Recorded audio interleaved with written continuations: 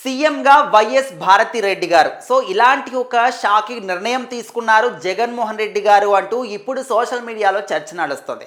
అసలు ఎందుకోసం ఈ నిర్ణయం తీసుకున్నారు? దీనికి గల కారణాలు ఏంటి అంటూ కూడా వైఎస్ఆర్ పార్టీకి చెందిన వాళ్ళు, వైఎస్ కాంగ్రెస్ పార్టీకి చెందిన వాళ్ళు అందరూ కూడా ఆలోచిస్తున్నారు. సో, ముఖ్యంగా ఇప్పుడు జగన్మోహన్ రెడ్డి గారి పరిస్థితి ఏ విధంగా ఉంది అంటే, ముందు నొయ్యి వెనక గొయ్యి అని ఒక సామెతలాగా మారిపోయింది. ఎందుకంటే మనం చూసాం గత ప్రభుత్వ పరిపాలన ఏ విధంగా ఉండింది అని చెప్పేసి జనాలందరికీ కూడా తెలుసు.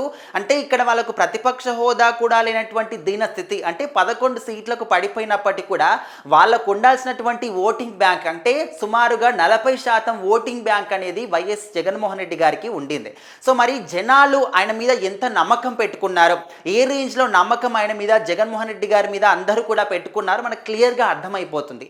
అయితే ఇప్పుడు ఏంటంటే గత ప్రభుత్వ పరిపాలనలో అంటే జగన్మోహన్ రెడ్డి గారి పరిపాలనలో కొన్ని తప్పిదాలు జరిగాయి. సో ఎక్కడ చూసినా కూడా అవినీతి ఉండడం కానీ, అంటే జనాలకు ప్రభుత్వ పథకాల పేరిట అందరికీ మంచి పనులు చేసినప్పటికీ కొంతమంది లేజీగా చేశారంటున్నారు, ఇంకొంతమంది మాకు బాగా జరిగింది అంటున్నారు, ఇంకొంతమంది మాకు ఫ్రీగా అన్ని ఇచ్చారు కాబట్టి చాలా అద్భుతంగా ఉంది పరిపాలన చెప్పేసి కొంతమంది అంటున్నారు.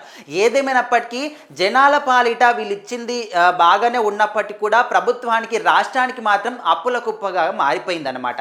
సో ఆ విధంగా ఇంకా కొన్ని లిక్కర్ స్కామ్లు అని చెప్పేసి ఈ విధంగా చాలా కేసులు కూడా జగన్మోహన్ రెడ్డి గారి మీద ఉన్నాయి. సో ఈ లిక్కర్ స్కామ్ కేసులో కూడా చాలా మంది ఇప్పటికీ అరెస్ట్ అయ్యారు. మిథున్ రెడ్డి లాంటి వాళ్ళు, ఇంకొంతమంది మీద కూడా కేసులు నడుస్తూ ఉన్నాయి. ఇంకా రేపో మాపో జగన్మోహన్ రెడ్డి గారు కూడా అరెస్ట్ అవుతారు అనే మాట కూడా మనకు క్లారిటీగా వినిపిస్తూ ఉంది. మనం గత 2-3 నెలల నుంచి కూడా చూస్తూనే ఉన్నాము, ఈ నెలాఖరికి అరెస్ట్ అవుతాడు, ఈ నెలాఖరికి అరెస్ట్ అవుతాడని చెప్పేసి. కానీ నెలలు గడుస్తున్నాయి కానీ జగన్మోహన్ రెడ్డి గారు మాత్రం అరెస్ట్ కావట్లేదు. అంటే ప్రభుత్వం ఎందుకు వెనకంజ వేస్తుంది అంటే జగన్మోహన్ రెడ్డి గారు అంటే భయపడుతుందా, లేకపోతే ఇంకేదైనా స్ట్రాంగ్ ఎవిడెన్స్ కోసం చూస్తున్నారా, మంచి టైం కోసం చూస్తున్నారా? సో ఇలాంటి క్వశ్చన్స్ కూడా ప్రభుత్వానికి ఎప్పటికప్పుడు కనిపిస్తూనే ఉన్నాయి.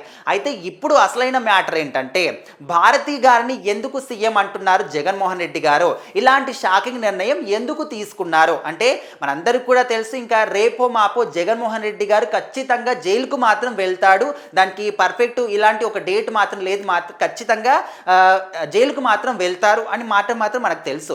బట్ ఇప్పుడు ఇంకా స్ట్రాంగ్గా వినిపిస్తుంది ఏంటంటే ఓకే ఇప్పటింతలో అరెస్ట్ కాకపోయినప్పటికీ సరిగ్గా టైం చూసుకొని, అంటే ఎలక్షన్స్ వస్తున్నాయి అంటే ఎలక్షన్ కన్నా ముందు ఖచ్చితంగా జగన్మోహన్ రెడ్డి గారిని జైలుకు పంపిస్తారు అని ఒక మాట అయితే వినిపిస్తుంది.